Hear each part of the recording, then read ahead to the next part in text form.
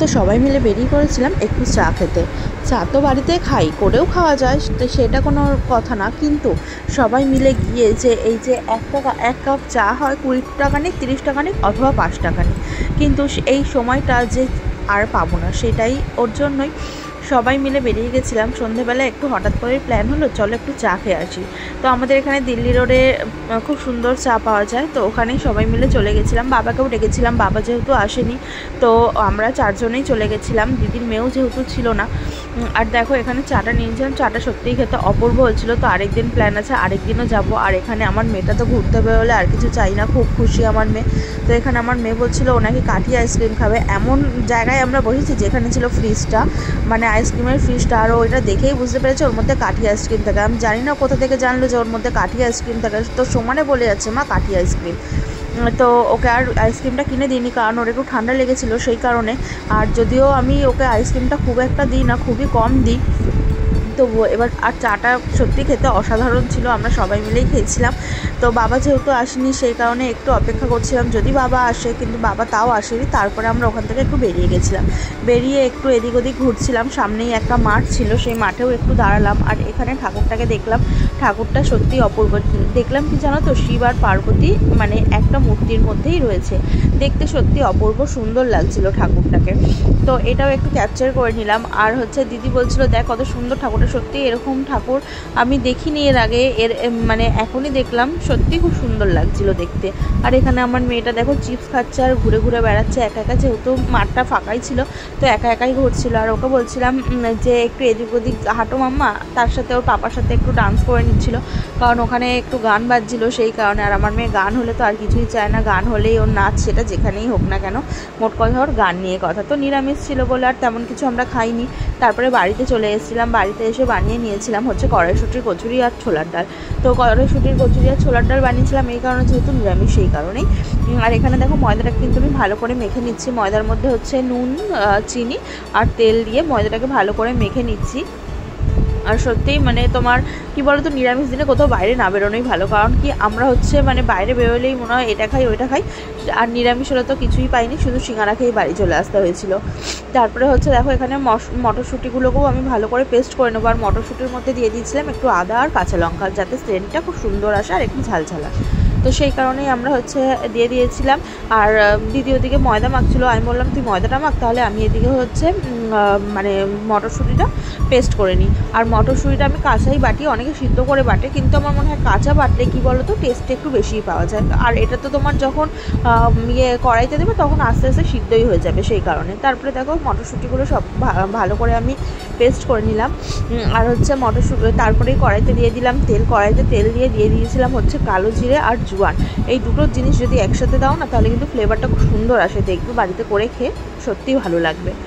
তারপরে হচ্ছে ওই জোয়ানটা আর কালো জিরেটা দিয়ে ওর মধ্যেই কড়াইশুঁটিটা দিয়ে দিলাম। আর কড়াইশুঁটিটা যেহেতু একটু মানে পাতলা রয়েছে সেই কারণে এটাকে কিন্তু একদম শোকাতে হবে, ভালো করে নেড়ে নেড়ে একটু টাইম লাগবে কিন্তু শোকাতে লাগবে। আর দেখবে এরমভাবে করে খেতে বেশি ভালো লাগে, কাঁচা কড়াইশুঁটিটা যদি পেস্ট করে করো না তাহলে বেশি টেস্ট লাগে খেতে।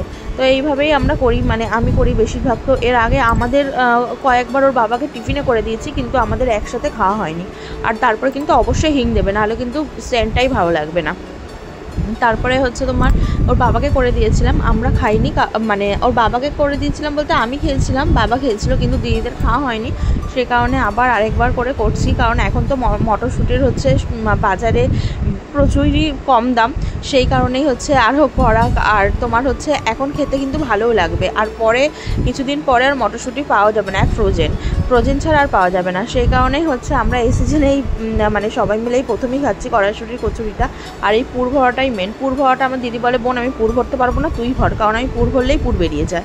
সেই কারণে আমি পুরটা তোমার হচ্ছে ভরে নিই, কারণ হচ্ছে দিদি যেহেতু বলে পারবো না, সেই কারণে ওকে তারপরে বেরিয়ে গেলে আর কিছু বলতেও পারবো না পুরটা, সেই কারণে আমি হচ্ছে পুরটা মানে দিয়ে ভালো করে বেলে নিই, কারণ ও দিদি যেহেতু পারে না এই জিনিসটা, ও ভাজে, এই ডিপার্টমেন্টটা আমার, হচ্ছে পুর ভরা আর বেলা আমার, আর হচ্ছে দিদির ভাজা। তো দু বোন এইভাবেই মিলেমিশে করি সব কাজই, তা ওর জন্য আর দু বোনের কারুরই কষ্ট হয় না জানো তো। তারপর ওর বাবাও যেহেতু চলে এসেছিলো, ওর বাবাকেও খেতে দেওয়ার একটা তাড়া ছিল। তো একদিন ইচ্ছা আছে যে ছোটো মাসিরা আসলে মাসিদেরকে নিয়ে যাব ওখানে চা খাওয়ার জন্য। আর তো হচ্ছে তোমার মাসিরা যেহেতু যায়নি, আর মাসিরা মানে তোমার এসে এখন থাকেও না। আগে অনেক এসে থাকতো, কিন্তু এখন আর থাকাও হয় না। আর এখন যেন মনে হয় এটা মাসিরা আসলে এটা করবো ওইটা করবো, কিন্তু সেভাবে আর হয়ে ওঠে না। কারণ অনেকে অনেক চিন্তার মধ্যে থাকে। আগের দিন আর এখনের দিন তো অনেক তফাৎ, তাই না? আর যে দিনটা চলে যায় সেই দিনটা কিন্তু কখনোই ফিরে আসে না। তো বাড়িতে দেখো আমরা অনেকে কিন্তু মানে অনেকেই ভালো করে চা করে খাই, কিন্তু এই ওখানে গিয়ে বসে খাওয়ার যে মজাটা, সেই মজাটা কিন্তু পাওয়া যায় না। তো আমি এর আগে গেছিলাম, সিঙ্গারা খেয়েছিলাম, ওর বাবাকে ওখানে ঘুরিয়েছিলাম যে সিঙ্গারা খাবো বলে, কিন্তু দেখছি দোকানটাই উঠে গেছে, দোকানটা নেই। আগের মতন এখন আর কিছুই নেই। যে মানে তোমার এখন অনেক দিন পরই রাত্রিবেলা গেলাম ওখানে, যে কিন্তু দেখলাম যে আগের আর এখন অনেকটা তফাৎ, যে যার কারণে আমরা কিছুই বুঝতে পারিনি।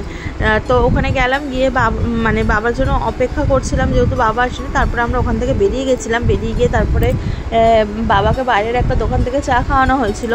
যদিও ওখানের চা আর বাইরের দোকানের চা কিন্তু অনেকটাই তফাৎ। তো একদিন ইচ্ছা আছে যাব, গিয়ে ওখানে একটু খাওয়া দাওয়া করবো, কারণ যেহেতু এর আগে মানে আমাদের নিরামিষ ছিল, ওখানে তেমন কিছু পাওয়া যায় না। আর ওখানে হচ্ছে ফ্রেঞ্চ ফ্রাই পাওয়া যায়, নিরামিষ আইটেমের মধ্যে ফ্রেঞ্চ ফ্রাই। তো ফ্রেঞ্চ ফ্রাই খাওয়ার থেকে আমার মনে হয় না খাওয়াই ভালো, অন্য আইটেম খাওয়াই ভালো। তো ওর বাবা বলছিল যে ননভেজ খাবে, বাট আমরা কেউ খাবো না বলে ওর বাবা আর খায়নি।